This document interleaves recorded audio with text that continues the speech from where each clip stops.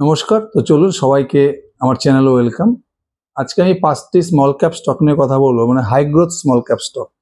এই 5টি small cap stock মোটামুটি এদের সেক্টরের সব থেকে বেশি স্পিডে সেলস গ্রোথ এবং প্রফিট গ্রোথ করে যাচ্ছে লাস্ট মোটামুটি 1 থেকে 2 বছর হয়ে গেল। এবং এই স্টকগুলোর যে ফিউচার আউটলুক রয়েছে, এক্সপেনশন প্ল্যান রয়েছে, যা গ্রোথ গাইডেন্স রয়েছে, সবই কিন্তু সেক্টরের হাইয়েস্ট। একটা মাল্টিব্যাগার স্টক, বেসিক্যালি একটা মাল্টিব্যাগার স্টক হতে গেলে যা যা কম্পোনেন্ট দরকার সবই কিন্তু স্টকগুলোর মধ্যে আছে। একটা মাল্টিব্যাগার স্টক হওয়ার বেসিক নিডস কি? কোম্পানিটিকে অবশ্যই multibagger sales growth profit growth করতে হবে। এই কোম্পানিগুলো কিন্তু লাগাতার সেক্টরের হায়ার সেলস গ্রোথ করে যাচ্ছে, প্রফিট গ্রোথ করে যাচ্ছে, প্লাস ফিউচার গাইডেন্সও সুপার। আর এই 5টি স্টকেরই আমি এর আগে এদের ডিটেলস বিজনেস মডেল নিয়ে ভিডিও বানিয়ে নিয়েছি। আজকে আমি ডিটেলস বিজনেস মডেল বলবো না, শুধু ছোট্ট করে বলে দেবো, কারণ যারা নতুন দেখছেন তাদের তাহলে বুঝতে সুবিধা হবে। তার প্রথম স্টকটি হচ্ছে ভিমার্ক ইন্ডিয়া। এটি একটি কেবল সেক্টরের স্টক। যত ধরনের কেবল অ্যান্ড ওয়্যার আছে এরা কিন্তু ম্যানুফ্যাকচারিং করে। টেলিকমিউনিকেশন ইন্ডাস্ট্রি বলুন, পাওয়ার সেক্টর বলুন, ইলেকট্রিক্যাল ইন্ডাস্ট্রি বলুন, এসব ইন্ডাস্ট্রিতে যত ধরনের কেবল অ্যান্ড ওয়্যার লাগে, এইচটি কেবল, এলটি কেবল, সব কিন্তু এই কোম্পানি ম্যানুফ্যাকচারিং করে। এবার এদের বিজনেসটা দেখুন, 2024-এ এদের টোটাল সেল ছিল 560 কোটি টাকা, 560 crore। 2025-এ সেলটা গিয়ে দাঁড়িয়েছে 900 crore, 900 কোটি, মোটামুটি 60% মতো গ্রোথ করেছে। আর প্রফিট ছিল 2024-এ 27 crore, আর 2025-এ হয়েছে 36 crore। এখানে মোটামুটি 35% গ্রোথ রয়েছে। 2024 থেকে 2025-এ সেলস গ্রোথ করেছে কত? 60%। আর প্রফিট গ্রোথ করেছে কত? 35%, নেট প্রফিট গ্রোথ। তার মানে কোম্পানিটা কিন্তু অপারেটিং লেভারেজ পায়নি। দেখে আপনার খারাপ মনে হচ্ছে, কিন্তু বেসিক লেভারটা তা না। এরা যে সেলস গ্রোথ করেছে 60% 2024 থেকে 2025-এ, কোম্পানিটা কি করেছে, যা এবিটটা অপারেটিং প্রফিট পেয়েছে সেখান থেকে অনেকটা টাকা এরা কি করেছে, ইনফ্রাস্ট্রাকচারে খরচা করেছে। মানে ম্যানুফ্যাকচারিং ক্যাপাসিটি এক্সপ্যান্ড করেছে, নাম্বার অফ এমপ্লয় বাড়িয়েছে। এটা তো একটা কোম্পানির জন্য খুবই ভালো সাইট। এবার যে টার্গেট দিয়েছে, এদের এখন মোটামুটি এদের যে ক্যাপাসিটি রয়েছে, এরা পার ইয়ার এখন 1.7 লাখ কিলোমিটার ওয়্যার কেবল এরা ম্যানুফ্যাকচারিং করে। এটা টার্গেট দিয়েছে 2030-এর মধ্যে এটাকে 7 লাখ কিলোমিটার করবে, মানে প্রায় 4 ডবলেরও বেশি গ্রোথ, 4 টাইমসেরও বেশি গ্রোথ হবে 2030-এ। এখন কত আছে ক্যাপাসিটি পার ইয়ার? 1.7 লাখ কিলোমিটার। এটা টার্গেট হচ্ছে 2030-এ প্রায় এরা করবে 7 লাখ কিলোমিটার। 2026-এর জন্য কোম্পানি গাইডেন্স দিয়েছে 40 থেকে 50% সেলস গ্রোথ করবে। 2025-এ এদের কত হচ্ছে সেলস? মোটামুটি 900 কোটি টাকা। এই 2026-এ 40 থেকে 50% সেলস গ্রোথ করে, আমি 45% ধরলাম, তাহলে কত করে দাঁড়াচ্ছে? 900 45%, মোটামুটি 1300 কোটি টাকা হচ্ছে এদের 2026-এর সেল। এদের নেট প্রফিট মার্জিন কত? মোটামুটি ধরে রাখেন 4%, 4 থেকে 4.5%। যদি 2026-এ 1300 কোটি টাকা প্রফিট করে, সেল করে, তাহলে নেট প্রফিট গিয়ে দাঁড়াচ্ছে কত? মোটামুটি 52 থেকে 55 কোটি টাকা। 2026-এর নেট প্রফিট গিয়ে দাঁড়াচ্ছে 52 থেকে 55 কোটি টাকা, আমি 55 crore ধরলাম। 2026-এর নেট প্রফিট হচ্ছে এদের 55 crore। কোম্পানির মার্কেট ক্যাপ কত? মোটামুটি 1100 কোটি টাকা। তাহলে এদের পি রেশিও কত দাঁড়াচ্ছে? Market cap by total profit 2026, market cap হচ্ছে 1100 আর প্রফিট হচ্ছে 55, 20। 2026-এর ফরওয়ার্ডিং পি দাঁড়াচ্ছে 20। তাহলে আবার পেগুলো হিসাব করুন। পি হচ্ছে 20 আর গ্রোথ হচ্ছে 50%। তাহলে পেগুলো কত? 20/50 মানে 0.4, মানে আপনি 1 টাকার মাল পাচ্ছেন কত? 40 পয়সা দিয়ে। কত পার্সেন্ট গ্রোথ ইঞ্জিন? প্রায় 50% গ্রোথ ইঞ্জিন। 40 থেকে 50% গ্রোথ ইঞ্জিন পাচ্ছেন। 0.4 পেগ রেশিও, মানে 1 টাকার মাল 40 পয়সা।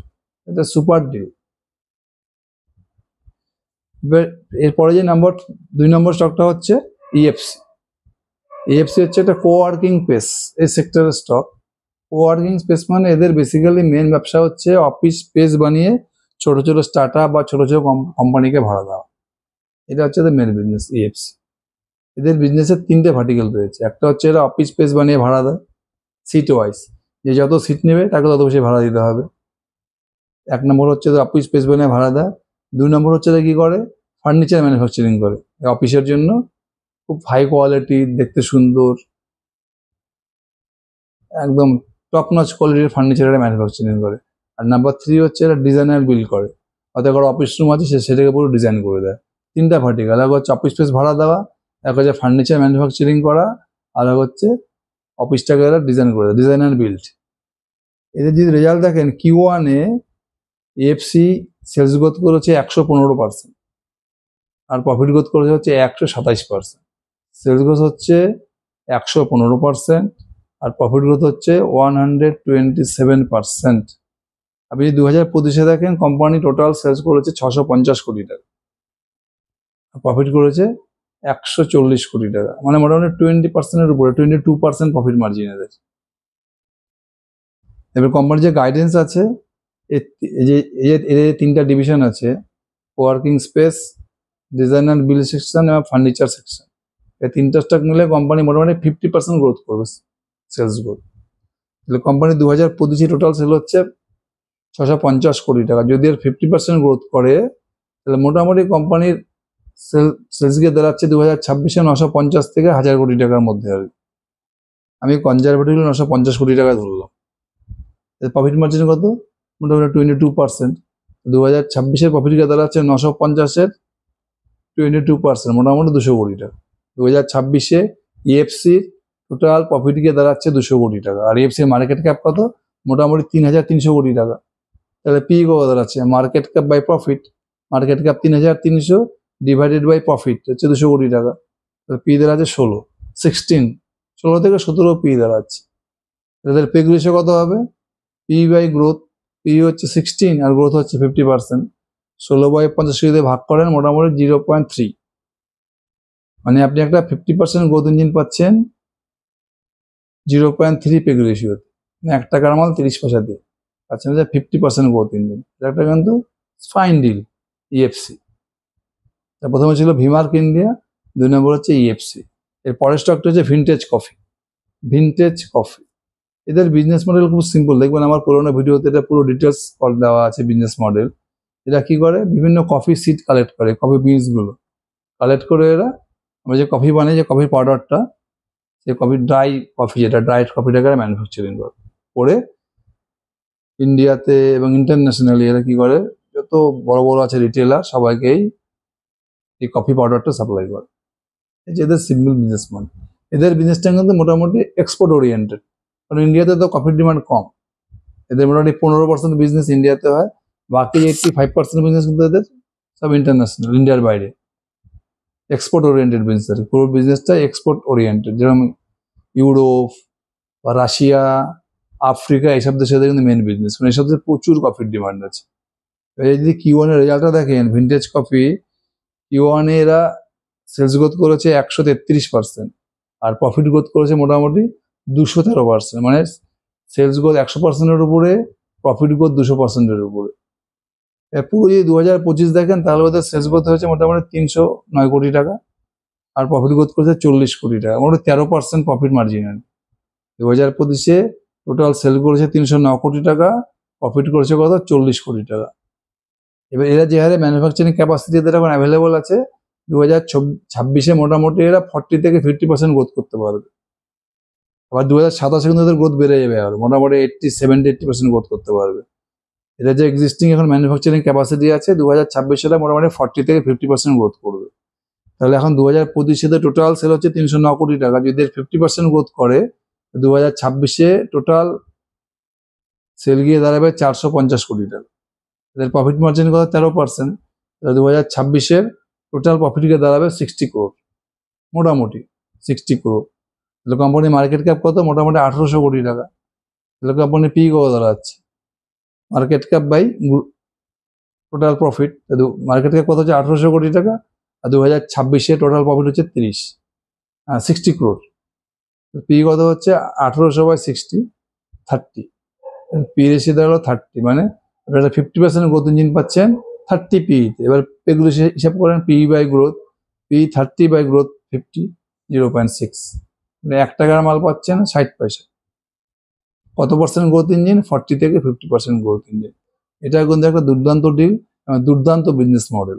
আর প্লাস ভিন্টেজ কফি কিন্তু এখন ইন্ডিয়াতে ব্যবসা বাড়াচ্ছে। এরা কি করছে এখন ইন্ডিয়াতে, এরাতে বিটিপি ছিল, মানে এরা হোলসেল করছিল, সব রিটেলারকে এরা কফি পাউডারটা সাপ্লাই করছিল। এখন ওরা ইন্ডিয়াতে কি করছে, রিটেল আউটলেট খুলছে ভিন্টেজ, পুরো ভিন্টেজ কফির ব্র্যান্ডেড ভিন্টেজ কফি এরা কি করছে ইন্ডিয়াতে, এখন এরা রিটেল আউটলেট চালু করছে। অলরেডি এরা নবী মুম্বাইতে চালু করে দিয়েছে, মুম্বাইয়ের কিছু কিছু জায়গায় এরা রিটেল আউটলেট খোলা শুরু করে দিয়েছে। এরা এখন ধীরে ধীরে এরা কিন্তু বিটুসি ব্যবসাতেও চলে এসছে, তার মানে এদের প্রফিট মার্জিনটা আরো বাড়বে। নেক্সট কোম্পানি হচ্ছে থমাস স্কট। থমাস স্কট হচ্ছে অ্যাকচুয়ালি গার্মেন্টস রিটেলার, একদম এরা লেটেস্ট ফ্যাশনেবল গার্মেন্ট যত আছে না, একটু হাই রেঞ্জের, মানে প্রিমিয়াম প্রোডাক্ট, ছেলেদের মেয়েদের একদম টপ কোয়ালিটি ফ্যাশনেবল গার্মেন্টস, ছেলেদের টি শার্ট প্যান্ট, মেয়েদের দামি দামি গার্মেন্টস, আধুনিক ডিজাইন মডার্ন ডিজাইনের গার্মেন্টস। প্লাস এরা কি করে, খুব স্টাইলিশ মেয়েদের যে ব্যাগগুলো থাকে না, হ্যান্ড ব্যাগগুলো, সে এদের ব্যাগগুলো এরা ম্যানুফ্যাকচারিং করে এবং রিটেলিং করে। এদের বিজনেসটাকে কিন্তু পুরোপুরি অনলাইন।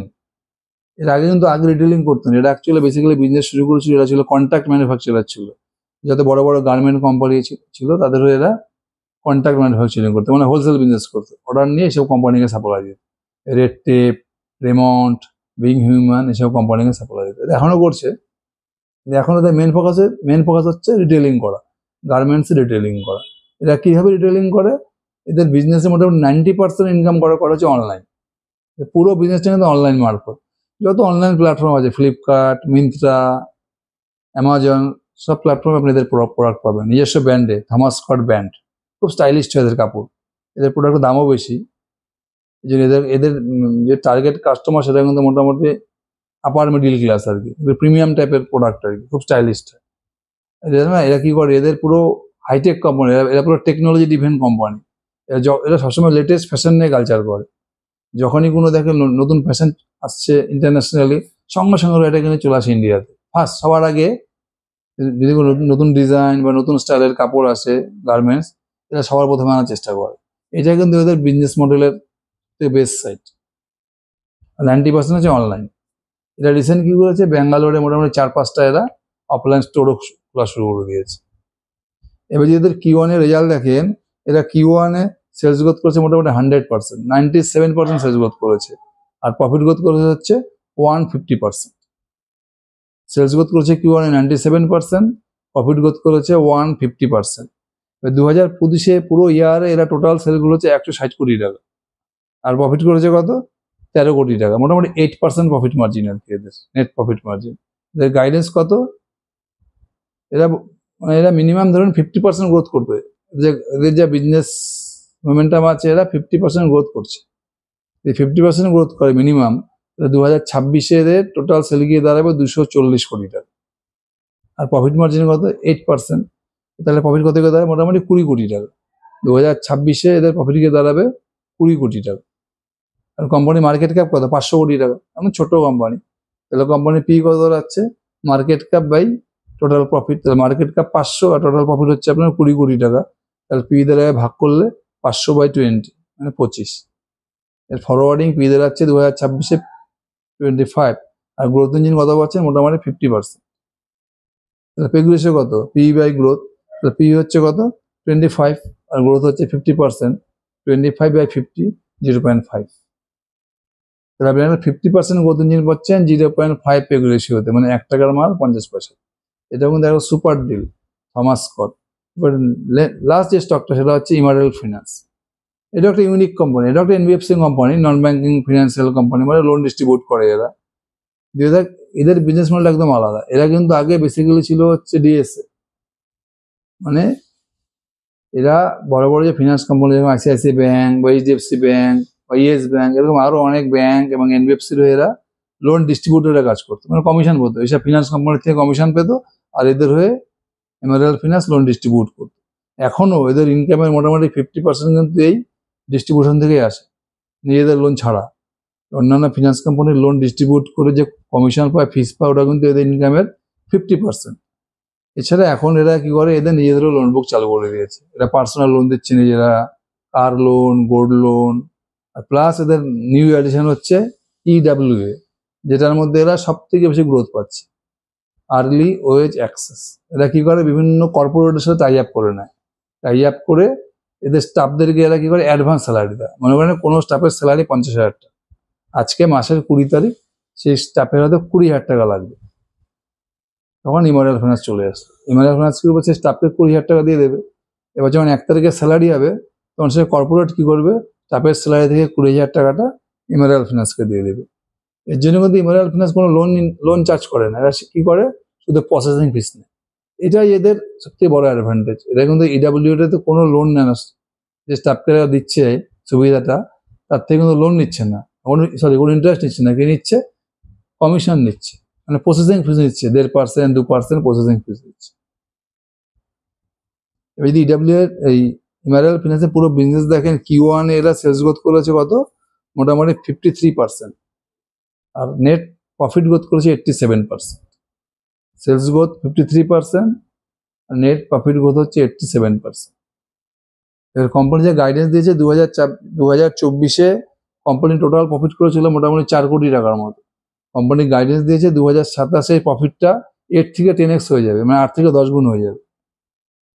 2024 ছিল কত, 4 কোটি, তাহলে 2027-এ কত হবে, 10x মানে 40 কোটি, আর 8x মানে 32 কোটি, আমি 30 কোটি ধরলাম। 2027-এ এদের প্রফিট গিয়ে দাঁড়াবে। যেরকম যেভাবে বলেছিল এখন মতো সেভাবেই আগাচ্ছে। 2025-এ অলরেডি প্রফিট করে নিয়েছে 9 কোটি টাকা। 2026-এ যদি টার্গেট কত টাকা আছে, 16 কোটি টাকাতে প্রফিট করতে হবে 2026-এ। এটা অলরেডি কিন্তু Q1-এ 3.5 কোটি টাকা প্রফিট করে নিয়েছে। এবার এদের কি, এদের Q1 Q2 থেকে Q3 Q4-এ বিজনেসটা বেশি হয় আর কি। Q4-এ হাইস্ট বিজনেস করে এরা, মানে আরামসে এরা 16 কোটি টাকা করে নেবে। 2026-এ এরা 16 কোটি টাকা প্রফিট করে নেবে। এদের মার্কেট ক্যাপ কত আছে, মোটামুটি 250 কোটি টাকা, ছোট কোম্পানি ইমারিয়াল ফাইন্যান্স। তাহলে পি কত দাঁড়াচ্ছে, মার্কেট ক্যাপ বাই প্রফিট, তাহলে মার্কেট ক্যাপ 250 কোটি আর 2026-এর প্রফিট দাঁড়াচ্ছে 16 কোটি, ভাগ করলে কত আসতেছে, মোটামুটি 16 থেকে 17, 16 পি দাঁড়াচ্ছে। আপনি একটা মোর দ্যান 50% গ্রোথ ইঞ্জিন পাচ্ছেন 16 পি তে। তাহলে পে রেশিও কত, পি বাই গ্রোথ মানে 16/50 মানে 0.3। আপনি একটা 50% গ্রোথ ইঞ্জিন পাচ্ছেন, 0.3 পেগ রেশিও, মানে 1 টাকায় মাল পাচ্ছেন 30 পয়সা, আর কি লাগে, এটা তো কিছু বলারই নেই, দুর্দান্ত ডিল। তাহলে আজকে আমি যে 5টি হাই গ্রোথ স্মল ক্যাপ স্টকের কথা বললাম, প্রত্যেকটা কিন্তু সেক্টরের একদম টপ নচ কোম্পানি, মানে according to growth, sales growth, profit growth কিন্তু সেক্টরের হাইস্ট, এদের গাইডেন্সও দুর্দান্ত। এই স্টকগুলি আপনারা স্টাডি করতে পারেন, এই স্টকগুলি নজরে রাখুন। এদের মধ্যে কিন্তু মাল্টিপ্যাকার হওয়ার মতো কম্পোনেন্ট আছে। দেখি কি কোম্পানি বললাম, একটা হচ্ছে ভিমার্ক ইন্ডিয়া, যারা কেবল ম্যানুফ্যাকচারিং করে। 2 নম্বর EFC, এটা হচ্ছে কোওয়ার্কিং স্পেস। 3 নম্বর হচ্ছে ভিন্টেজ কফি। 4 নম্বর হচ্ছে কি বললাম, Thomas Scott, online fashionable garment retailer Thomas Scott. আর 5 নম্বরে কি বললাম, ইমারিয়াল ফাইন্যান্স। এদের বিশেষত্ব কি, EWA, আর্লি ওয়েজ অ্যাক্সেস। মানে এই 5টা কোম্পানি কিন্তু ইউনিক, প্রত্যেকের মধ্যে কোনো না কোনো একটা স্পেশাল বিজনেস মডেল আছে 5টি কোম্পানির মধ্যে। ভিমার্ক India, EFC, vintage coffee, Thomas Scott and ইমারিয়াল ফাইন্যান্স। এই কোম্পানিগুলো স্টাডি করুন, এই কোম্পানির মধ্যে প্রচুর গ্রোথ অপরচুনিটি আছে। দেখুন, পুরো বিজনেসটাকে বুঝুন। Thank you.